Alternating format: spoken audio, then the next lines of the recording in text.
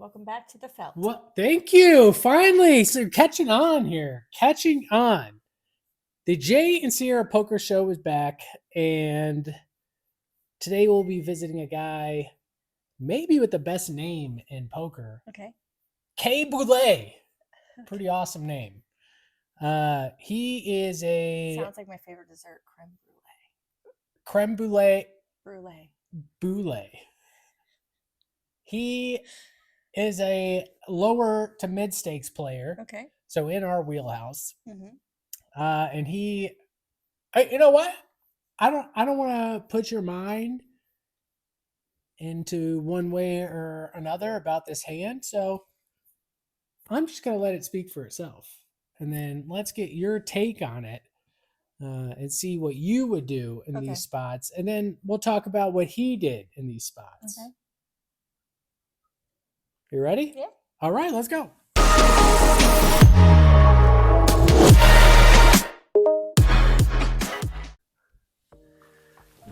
All right, and we're back. Here we go. All right. So opening scene here, we've got the old 9-10 offsuit. It doesn't say it yet, but we're in the small blind. Okay. What are your thoughts? I do not like this, but okay. So is it just, what do you do? I'm in the small blind. Yep. I hate this. If everybody limped in, or like if everybody bet, even if they did like a small raise and everybody called, then I would call a small raise. But I'm not playing this hand in the small blind. Yeah, I think 99% of the time you're just going to fold this hand. Yeah. Yeah, you're right. Maybe if everybody at the table called and you're just hoping to hit 10-10-9 on the flop, that's it, right? Or straight. Or flop a straight. Yeah, just something crazy like that. The high end of the straight, So I agree with you. I do not like this hand to play out of the small blind. You're out of position here. Yeah. Mr. Kay Boulay, I'm going to say that a few times now, disagrees with us. Okay. He calls a raise out of the small blind with 9-10 offsuit. How many players? 3 players right now. Okay. 3 players. Yeah, so he made the call like I would make a call if it's a small raise or something like that, and there's a Okay, so okay, but anyways, look at his flop. Great flop. Well, let's back up for a second and comment on what you just said there. I'd make a call with 3 players. So that means one person raised, call, and then you're just going to call. I'm just going to call. I fold if nothing comes on the flop. Like if it doesn't Well, go look my what way. came on the flop here. Beautiful. Now what are you going to do? Now you got a piece, right? Now you're going to be in deep on this hand. So I would just throwing it out there, suggest maybe think it through as an option. 3-betting this hand if you want to play it. I think you just fold it most of the time, not mess with it. I don't like this. But given the hands that has played out pre-flop with just one raise, a call, you know the guy that just called doesn't have a strong hand. If you put in a good sized 3-bet from the small blind, you may just take it down right there. Yeah. And then, like you said, if you hit nothing on the flop, you just let it go. Yeah. But just calling, and now look what spot you're in, right? Yeah. So we're first to act. You're in a sticky spot. You're in first to act. We got an open ender. What are you gonna do? I'm gonna take. I'm gonna. I hate this position, but I really wouldn't know what to do because I would fold this hand anyways. But let's just. We're in it. Okay, we're in it. I'm gonna lead out here. Okay, I would say that's unconventional, but I don't disagree with it for sure. Because there's 3 people in the pot. Heads up, I think you're always checking, but 3 people in the pot, you're going to get a lot of credit by leading out here. Yeah. I think the conventional thought is to check. Probably, I think I make this mistake a lot. I just take the conventional play a lot and don't take an extra second and think about it. So I think my immediate thought is, hey, I'm out of position. I'm checking everything. Yeah. But given the dynamics of this hand, maybe it is a Because good now it's idea putting to me lead out. like they're gonna put me on some kind of range. Exactly. To They're going to put you on smacks, okay, she's paired with good a hand. queen, Mhm. jack, or a really good draw. And you could keep that story going. Yeah. So Yeah. I agree with you a little bit here. I think I just go on that autopilot and check, but there's merit to what you're saying there, I think. So I think Mr. Kay Boulay checks. Terrible move. Goes around and the button decides to bet $15. Okay. What's our play here from Okay. the small blind? He's just gonna make the call. I see he's gonna make a call here, and I don't like this hand because it's just so boring, and you're just in a sticky spot. So I wouldn't do anything. But all right, so he checked. There's a bet, $15. Nothing. You're just gonna make the call. There's nothing for you to raise. What are you gonna raise with? I really don't know. Two pair. I mean. That's weird. I did not expect you to say that. I thought it was going to be a patented Sierra check raise. Yeah. Coming here. No. Because you're drawing to the nuts if an 8 comes. And so you've got equity even if the guy has a set of 7s or something. Yeah. So I thought you were going to say good old check raise here. We had to pause. Our dog has to go outside. Yeah. This dog. All right, we're back. All right, so yeah. Again, if you're in this spot now, the guy bet 15. I think this could be a spot to do the Sierra check raise move. So you could be representing a set of 7s. You could be representing King 10 of clubs or something. All these hands, or even if the guy's got Queen, King, Queen. But remember again, this is the guy that just called pre-flop. So he doesn't have a set of queens. He doesn't have a set of jacks. At best, he's got maybe Queen 10, Queen King, maybe. Yeah. And you're going to put those hands in a lot of pressure. Like, I think a check raise here makes sense. Okay. But I mean, call. There's no right answer to any of this ever. So call's not wrong. The right answer is leading out. But... Maybe, yeah, it could be right. But now we're in this spot. Yeah. So and I would have just made a call. Okay. And this guy calls too. Okay.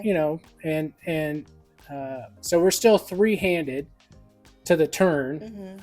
Deuce of spades. Now he's putting a lot of pressure. Checked back around to the button. Yeah. Now he made about a 70% pot bet here.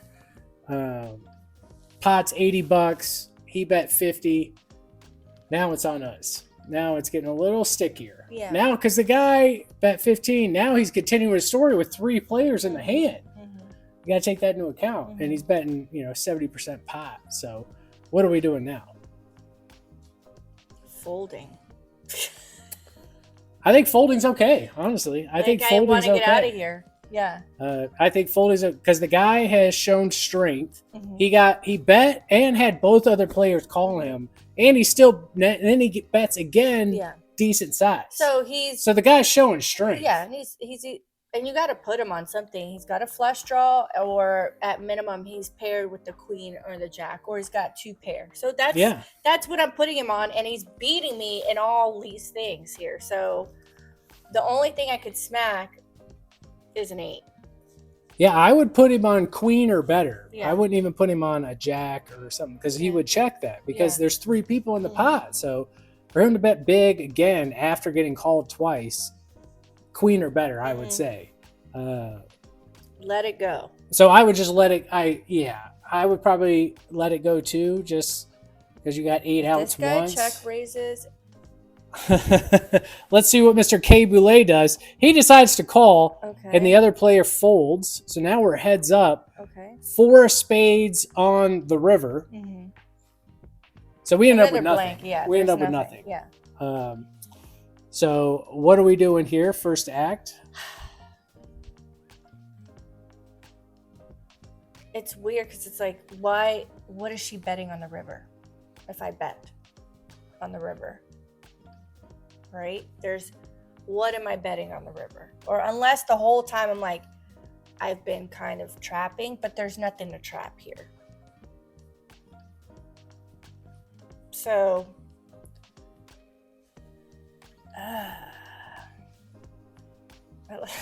I don't like this hand, and I don't know what to do here. Okay, so this guy, so he's got 300. The button's got 300 behind. All right, so what you got to do here is just rip it in, grip it and rip it, rip it in, and pray to the poker gods that he doesn't call. Yeah, I think you're right on where your story makes no sense. It makes zero sense.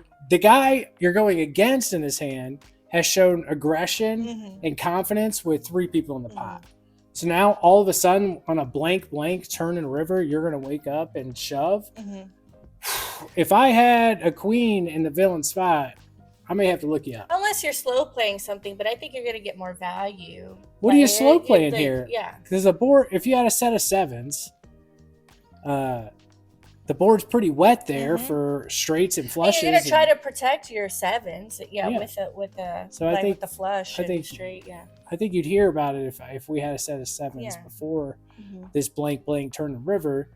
So if I was the villain here, I would think, and you shoved all in on me, I would think pretty hard about calling, even with a marginal hand, because your story makes no sense. Yeah.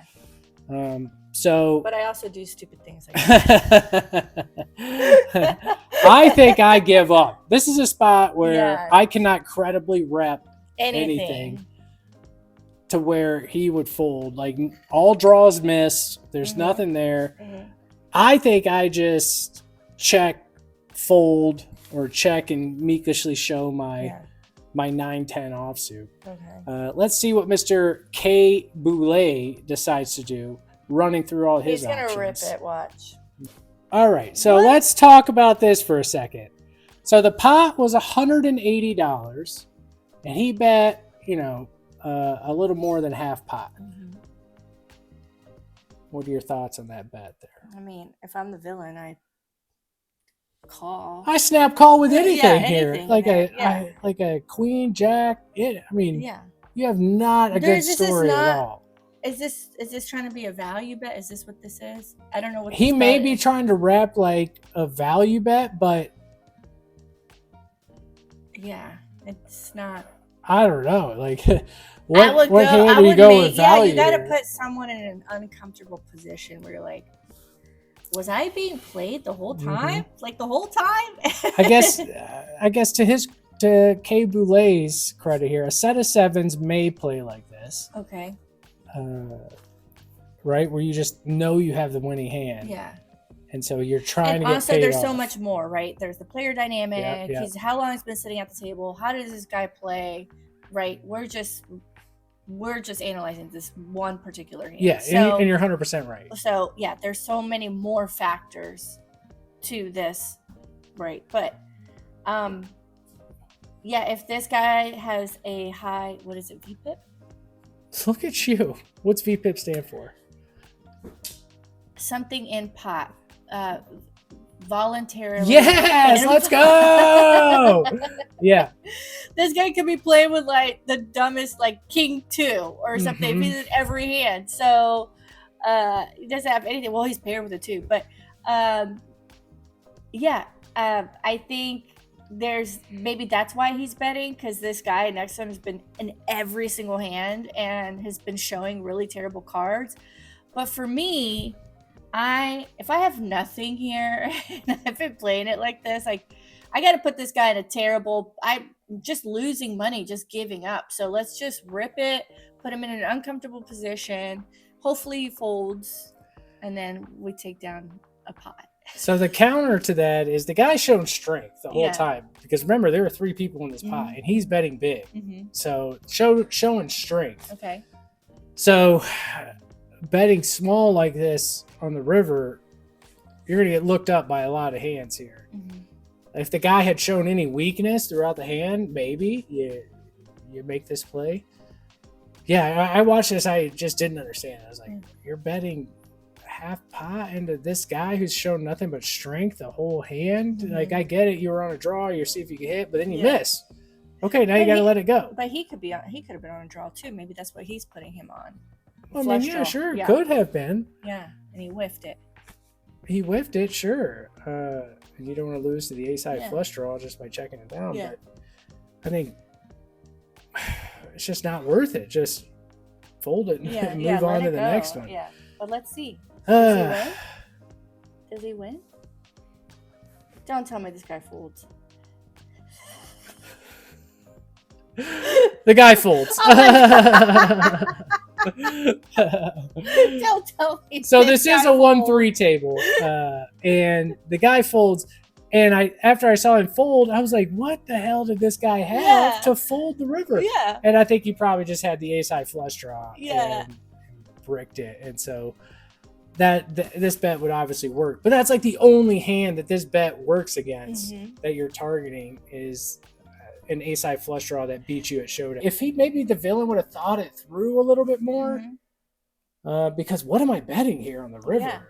Yeah. Maybe a set of sevens, and that's it. That's the only hand I could think of that would play the hand this way, and that beats I'm gonna pay the guy off. I'm like, you gotta pay him. Yeah. It was just a super weird hand, and I think this goes to what we've been talking about the last few weeks with bet sizing and showing strength versus showing weakness. And I mean, obviously playing a hand that we shouldn't be playing out of position. You know, I think this is a lesson learned with that. So. Yeah.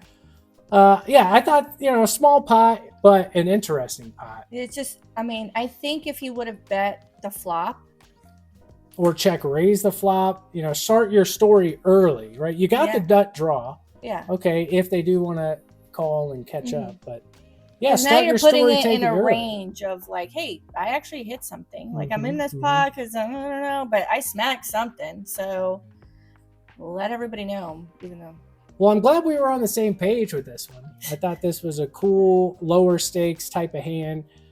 I'm sorry I rolled my eyes a lot, Kay. Well, Kay's out here doing it a lot more than we are. He is. Yeah, we're very jealous. He does narrate this hand that he did make some mistakes in. So I don't think we're saying anything he doesn't already know. Okay. Cool hand, I thought. So, and I was seeing how you would play this hand. Vice how he played this hand. So I was glad to see that you were going to play it. I think you played it pretty much perfectly. Thank you. All right, till next time. Bye. Don't leave me hanging. Don't leave me hanging. Don't leave me hanging. Don't. Nice.